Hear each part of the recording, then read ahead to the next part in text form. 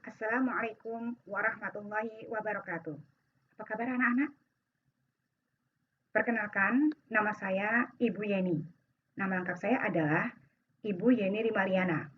Saya adalah pengampu mata pelajaran fisika. Meskipun pembelajaran kita jarak jauh, tapi tetap semangat ya anak-anak untuk melaksanakan kegiatan pembelajaran. Jangan lupa tetap patuhi protokol kesehatan, cuci tangan, dan pakailah masker ketika keluar rumah. Baiklah anak-anak, kita mulai saja pembelajaran kita pada hari ini. Semoga kalian dapat mengikutinya dengan baik. Pada pertemuan pertama ini, kalian akan belajar tentang pengukuran besaran.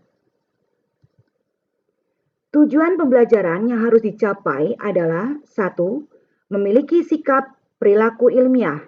2. Menjelaskan komponen-komponen sebuah alat ukur. 3. Membedakan hasil membilang, mengukur, dan menghitung. 4. Menjelaskan pentingnya ketelitian dan ketepatan dalam pengukuran. 5.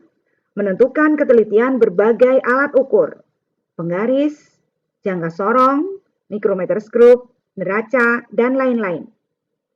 Menentukan kesalahan dalam sebuah pengukuran, serta menyajikan hasil pengukuran dengan benar. Kontrak penilaian dengan ketuntasan belajar minimum sebesar 70. Teknik penilaiannya berupa tes dan non-tes.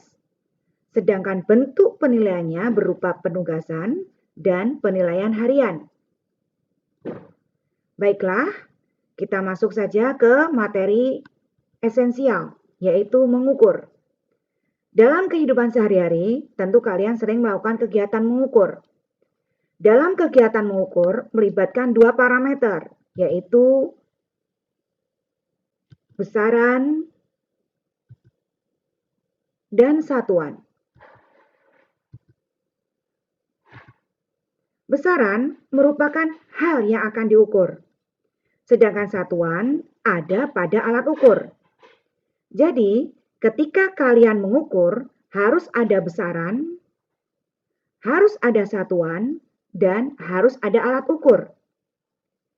Sehingga kita dapat menyimpulkan bahwa mengukur adalah membandingkan besaran dengan satuan menggunakan alat ukur tertentu.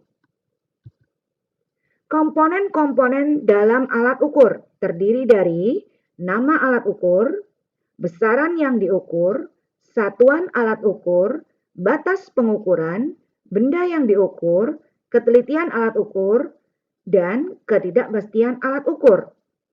Sebagai contoh, kalian akan mengukur panjang sebuah meja. Nama alat ukur adalah mistar dengan panjang 30 cm. Besaran yang akan diukur adalah panjang. Satuannya adalah cm. Batas pengukurannya 30 cm. Benda yang akan diukur adalah meja. Dengan ketelitian alat ukur sebesar 0,1 cm dan ketidakpastian alat ukur 0,05 cm. Ketidakpastian pengukuran atau delta X disebabkan oleh tiga hal, secara sistematis, secara acak, dan karena teledor. Secara sistematis dapat diprediksi, sehingga mudah diminimalisir. Sedangkan secara acak sulit diprediksi, namun dapat diminimalisir dengan melakukan percobaan sebanyak mungkin. Sedangkan ketidakpastian pengukuran karena teledor disebabkan oleh pengukur yang tidak terlatih. Pengukur harus banyak berlatih mengukur dan mengembangkan perilaku ilmiah. Ketidakpastian alat ukur ada dua, yaitu ketidakpastian mutlak dan ketidakpastian relatif. Ketidakpastian mutlak tergantung ketelitian alat ukur, yaitu tergantung dari nilai skala terkecil atau NST. Sedangkan ketidakpastian relatif tergantung dari dua hal, NST dan hasil pengukuran. Ketidakpastian mutlak dirumuskan delta X sama dengan setengah kali NST. Sedangkan ketidakpastian relatif dirumuskan delta X persen sama dengan delta X per X kali 100%. Dengan ketepatan atau akurasi sama dengan 1 min delta X.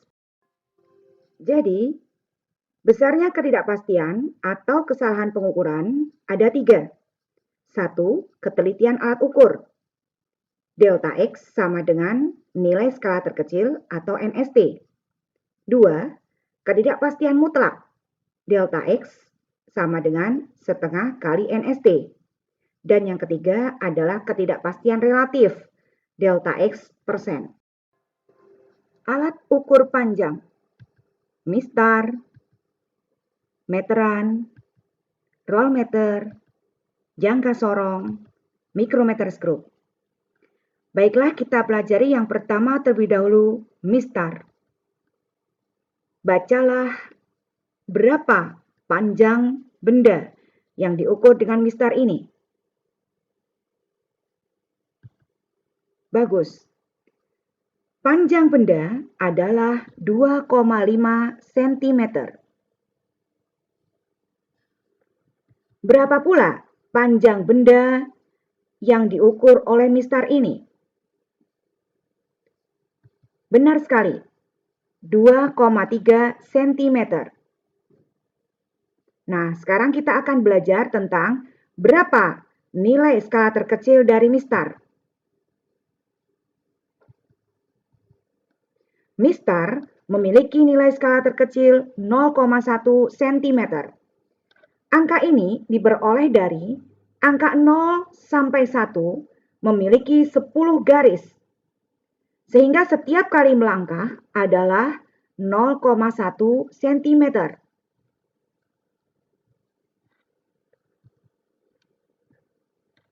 Ketidakpastian mistar adalah setengah kali nilai skala terkecil, yaitu setengah kali 0,1 cm, sama dengan 0,05 cm.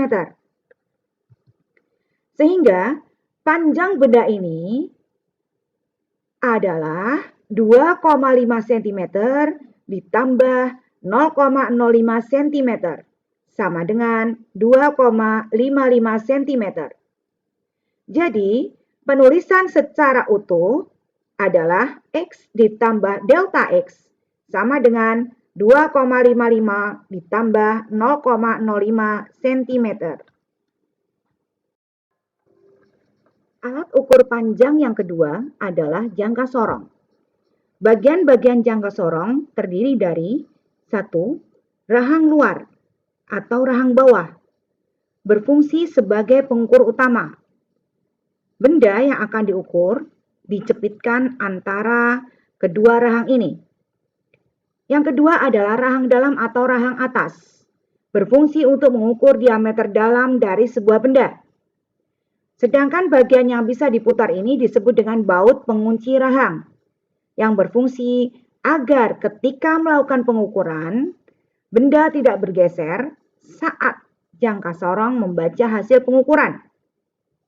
Sedangkan bagian ini disebut dengan skala utama. Skala bagian atas menggunakan standar metrik inci. Sedangkan skala utama bagian bawah yang kecil-kecil ini menggunakan standar internasional milimeter. Bagian yang dapat dimaju mundurkan ini disebut dengan skala Vernier atau skala Nonius dengan membaca akurasi hingga 0,05 mm. Dan bagian terakhir adalah tangkai ukur kedalaman yang berfungsi untuk mengukur kedalaman sebuah benda. Ini adalah foto dari jangka sorong yang memiliki nilai ketidakpastian 0,05 mm. Ini adalah skala Nonius. Yang atas ini adalah skala utama. Marilah kita belajar bagaimana cara membaca jangka sorong ini. Perhatikan, jangka sorong ini bergerak dari angka Vernier calipernya adalah dari angka 0 sampai angka 10. Sehingga jangka sorong ini memiliki ketidakpastian 0,05 mm atau 0,005 cm. Angka ini diperoleh dari angka strip pada bagian nonius bergerak dari 0 sampai 10. Tetapi di antara 0 sampai 1 terdapat satu strip. Jadi garis yang bawah ini ada 20 garis. Sehingga setiap kali melangkah adalah 1 dibagi dengan 20 mm. Menghasilkan angka 0,05 mm. Marilah kita baca berapa skala utama yang ditunjukkan oleh jangka sorong ini. Skala utama menunjuk angka 2,6 cm. Jadi kalau ini 2, 2,1, 2,2, 2,3, 2,4, 2,5. Ini yang dilingkari merah adalah menunjuk angka 2,6 cm. Sedangkan angka yang berimpit dengan skala utama pada skala nonius adalah, ini berimpit, menunjukkan angka 15. Dari mana angka 15 itu? Dari angka 7, ini 7,5. 7,5 dikali 2, yaitu 15. Baru dikalikan dengan ketidakpastiannya, yaitu 0,05 cm. Menghasilkan angka 0,075 cm. Sehingga hasil pengukurannya, yaitu skala utama ditambah skala nonius, menghasilkan angka 2,675. Nah, sekarang coba kalian berlatih. Berapa angka yang ditunjukkan oleh jangka sorong pada skala utama ini? Skala utama menunjuk angka 3,1. Sedangkan skala nonius yang berimpit dengan skala utama menunjuk angka 3 kali 2. Karena ini batasannya dari 0 sampai 10. 6 dikali 0,05 yaitu 0,03 cm. Jadi hasil pengukurannya skala utama ditambah dengan skala nonius 3,1 ditambah 0,03 sehingga menghasilkan angka 3,130. Coba berlatihlah membaca jangka sorong ini.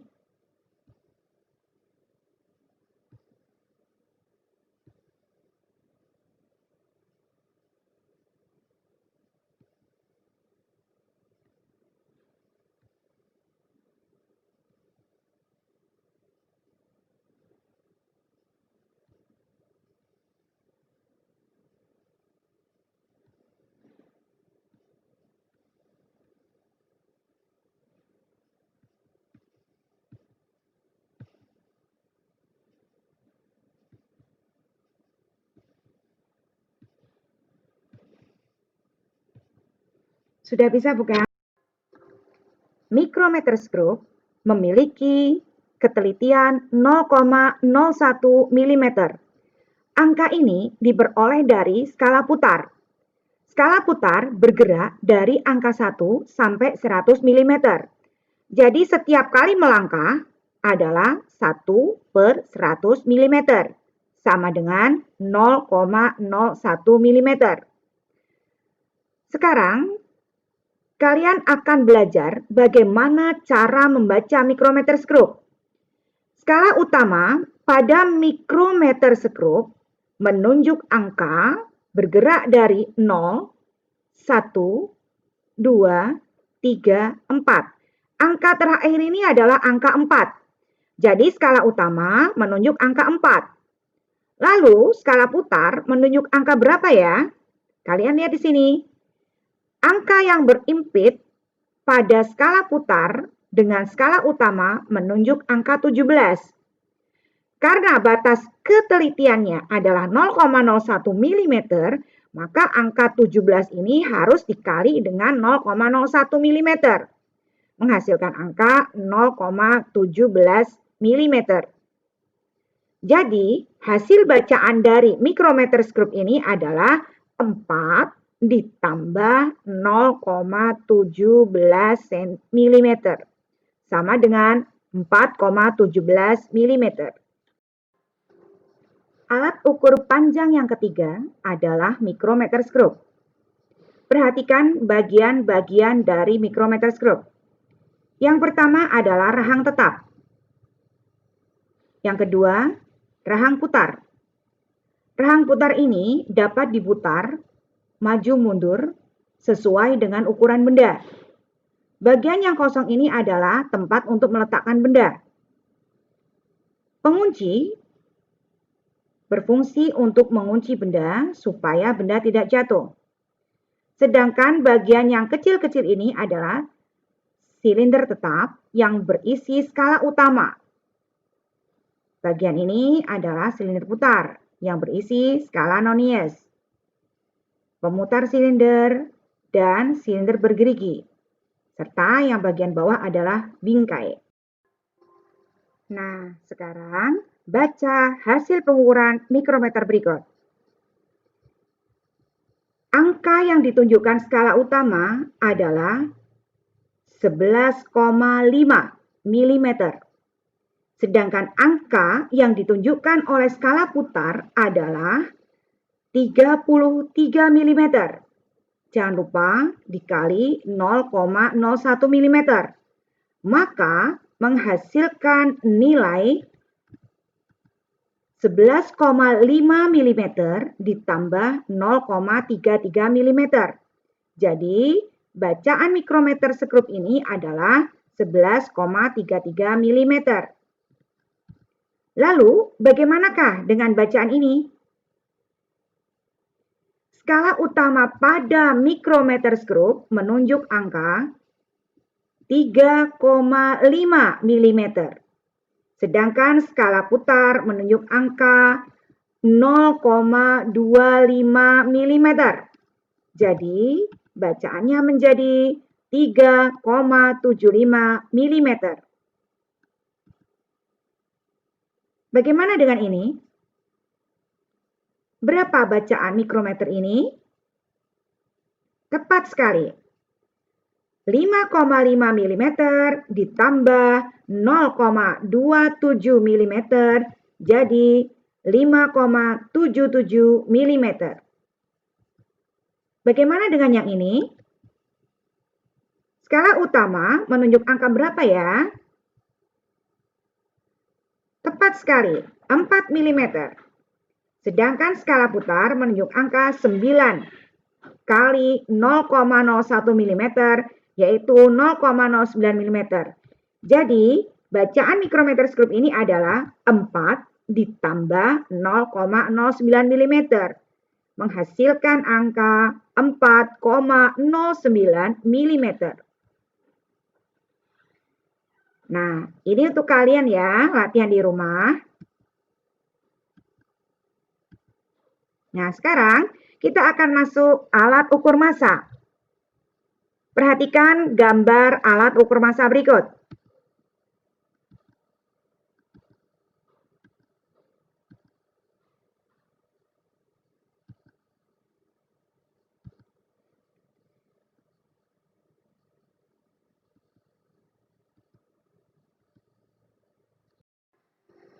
Alat ukur yang ketiga adalah alat ukur massa. Perhatikan gambar berikut. Timbangan badan, neraca duduk, neraca dua lengan atau neraca kodok, neraca berdiri, neraca Ohaus, neraca digital. Bagaimana cara membaca alat ukur massa?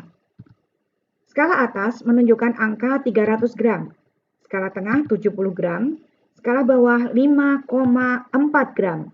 Jadi total bacaannya adalah 375,4 gram. Jadi menulis hasil pengukuran adalah X ditambah delta X.